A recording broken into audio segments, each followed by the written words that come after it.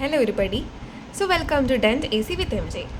ഇന്നത്തെ ക്ലാസ്സിൽ നമ്മൾ പഠിക്കാൻ പോകുന്നത് ജനറൽ പാത്തോളജിയിൽ വളരെ കൂടുതൽ ചോദിച്ചൊരു ചോദ്യമായുള്ള നിയോപ്ലേസിയനെ കുറിച്ചിട്ടാണ്.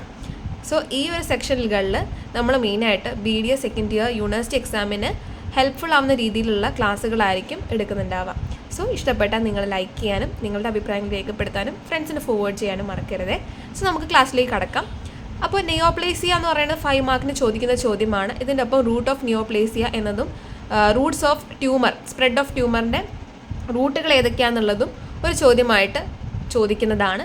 സോ നമുക്ക് വൈകാതെ ക്ലാസ്സിലേക്ക് കടക്കാം.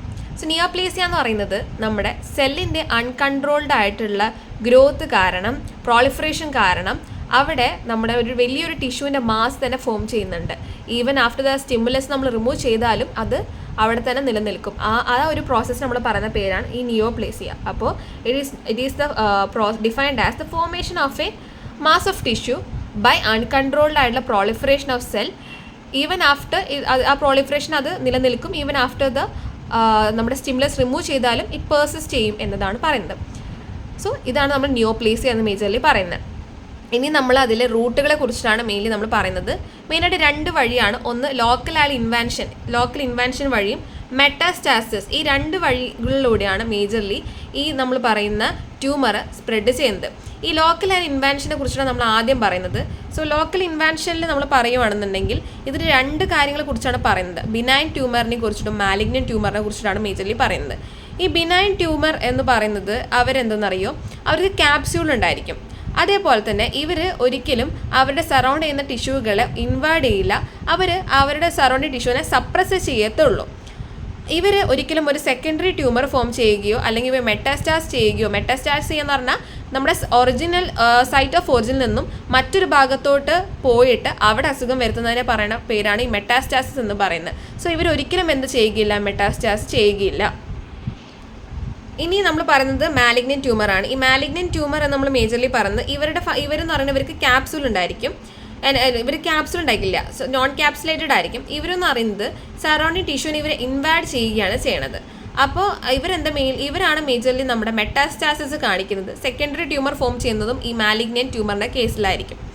ഇനി നമ്മൾ പറയുന്നത് എന്താണ് നമ്മുടെ മെറ്റാസ്റ്റാസിസ്. അപ്പോൾ നമ്മൾ ആദ്യം പറഞ്ഞ കാര്യം എന്ന് പറയുന്നത് മെയിൻലി ലോക്കൽ ഇൻവാൻഷൻ വഴി. ലോക്കൽ ഇൻവാൻഷനിൽ നമ്മൾ ബിനൈൻ ട്യൂമറിനെ കുറിച്ചിട്ടും മാലിഗ്നന്റ് ട്യൂമറിനെ കുറിച്ചിട്ട് ഡിസ്കസ് ചെയ്തു. ഇനി നമ്മൾ പറയുന്നത് മെറ്റാസ്റ്റാസിസ്. സോ മെറ്റാസ്റ്റാസിസ് എന്ന് പറയുന്നത് ഒരു സ്പ്രെഡ് ഓഫ് ട്യൂമറാണ് ബൈ ഇൻവാൻഷൻ. ഈ ഇൻവാൻഷൻ എന്നൊരു വഴി, ഇൻവാൻഷൻ എന്ന് പറഞ്ഞാൽ എന്താ, ഒരു ഭാഗത്ത് നമ്മൾ അത് വേറൊരു ഭാഗത്തോട്ട് പോയിട്ട് അവിടെ അസുഖം വരുത്തുന്നതിന് നമ്മൾ ഇൻവാഡ് ചെയ്യാൻ നമ്മൾ പറയില്ലേ. സോ ഈ ഇൻവാൻഷൻ കാരണം ഈ ട്യൂമർ സ്പ്രെഡ് ചെയ്യുന്നതിന് നമ്മൾ പറയുന്ന പേരാണ് ഈ മെറ്റാസ്റ്റാസിസ് എന്ന് പറയുന്നത്. മെറ്റ എന്ന് പറയുന്ന ട്രാൻസ്ഫോർമേഷൻ എന്നും സ്റ്റാസിസ് എന്ന് പറയുന്നത് റെസിഡൻസ് എന്നതാണ് മീനിങ് ആയിട്ട് വരുന്നത്. സോ ഈ മെറ്റാസ്റ്റാസിസിൽ ഏതൊക്കെ വഴികളിലൂടെയാണ് മെറ്റാസ്റ്റാസിസ് എന്ന പരിപാടി നടക്കുന്നത് എന്നതാണ് നമ്മൾ ഇനി അടുത്ത പറയാൻ പോകുന്നത്. അതിൽ ആദ്യത്തെ കാര്യം എന്ന് പറയുന്നത് ലിംഫാറ്റിക് റൂട്ടാണ്. ലിംഫാറ്റിക് റൂട്ടുകളിൽ മേജർലി നമ്മുടെ സാർക്കോമ, കാർസിനോമ പറയുന്ന 2 കാര്യങ്ങളുണ്ട്. കാർസിനോമ മേജർലി നമ്മളെ ലിംഫ് നോഡ് കൂടെയും സാർക്കോമകൾ ഹെമറ്റോജിനിയസ് സ്പ്രെഡ് എന്ന് വെച്ചാൽ നമ്മളെ ബ്ലഡിലൂടെയാണ് മേജർലി പാസ് ചെയ്യുന്നത്.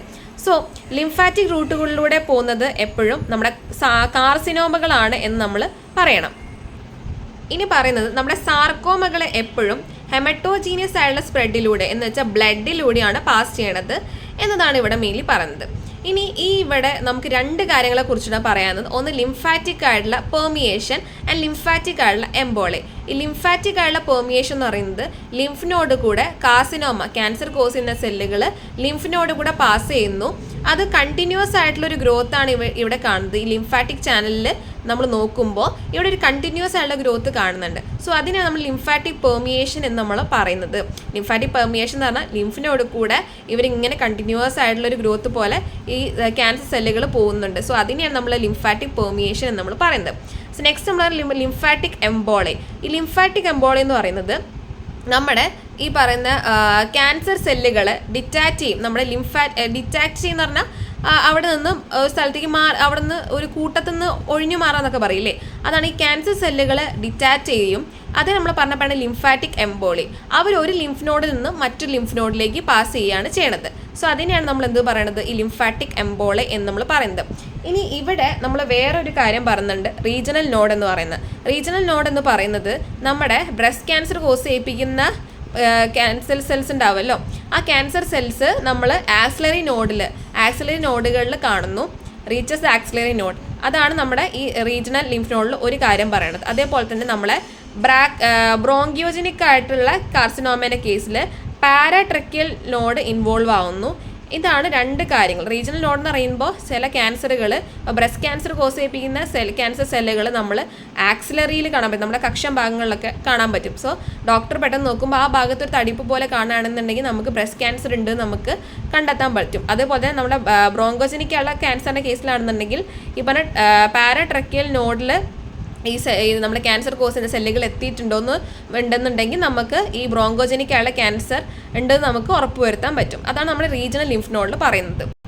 അടുത്ത കാര്യം എന്ന് പറയുന്നത് വിർച്ചോ ആണ്. ഈ വിർച്ചോ റൂട്ട് എന്ന് പറയുന്നത് ഇവിടെ എന്താണെന്ന് പറയുന്നത് നമ്മളെ ഈ ക്യാൻസർ നമ്മുടെ സ്റ്റൊമക്കിൽ ഒക്കെ ഉണ്ടാവുന്ന ക്യാൻസർ ഉണ്ടാവുമല്ലോ, സ്റ്റൊമക്കിൽ കോളനിലൊക്കെ ഉണ്ടാവുന്ന ക്യാൻസർ, ഈ ക്യാൻസർ സെൽസ് നമ്മൾ എവിടേക്ക് എത്തുമെന്നറിയോ, നമ്മുടെ സുപ്രാക്ലേവിക്കുലർ ആയിട്ടുള്ള നോഡിലെത്തും, സുപ്രാക്ലേവിക്കുലർ ലിംഫ് നോഡിലെത്തും.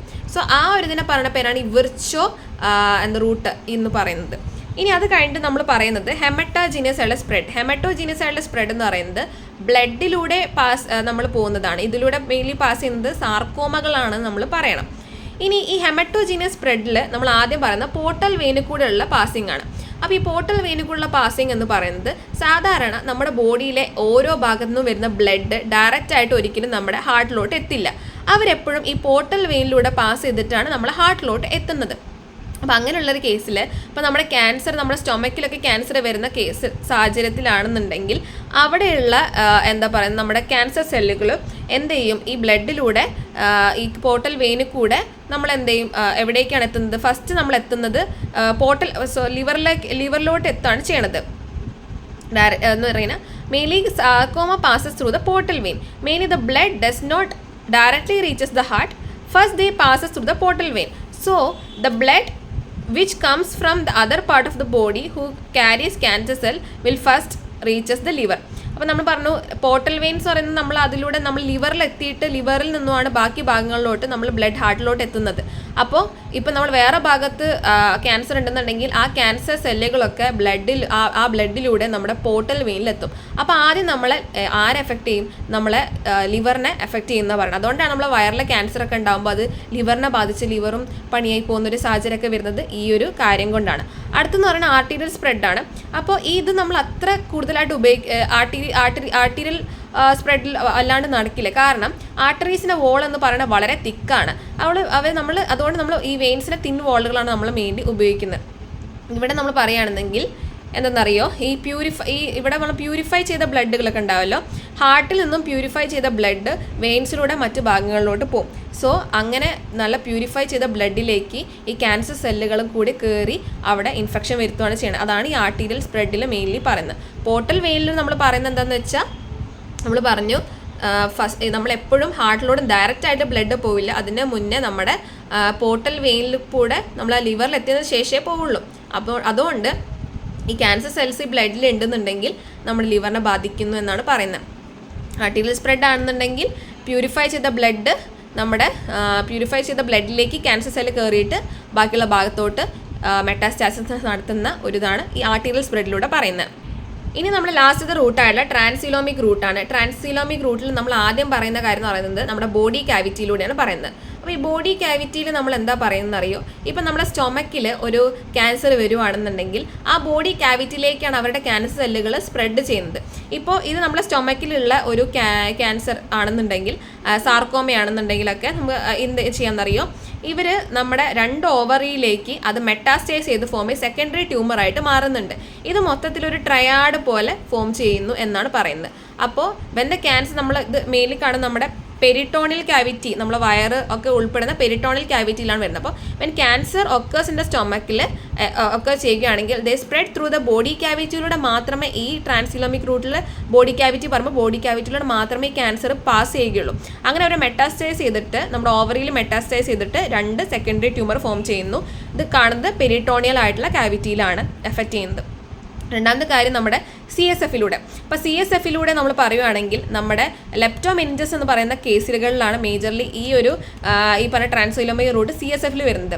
ഈ ക്യാൻസർ സെല്ലുകൾ CSF-ലൂടെ നമ്മളെ CNS-നെ വേറൊരു ഭാഗത്തോട്ട് മെറ്റാസ്റ്റൈസ് ചെയ്തിട്ട് സെക്കൻഡറി ട്യൂമറായി മാറുകയാണ് ചെയ്യണത്. അതാണ് നമ്മുടെ CSF-ൻ്റെ കേസിൽ പറയുന്നത്.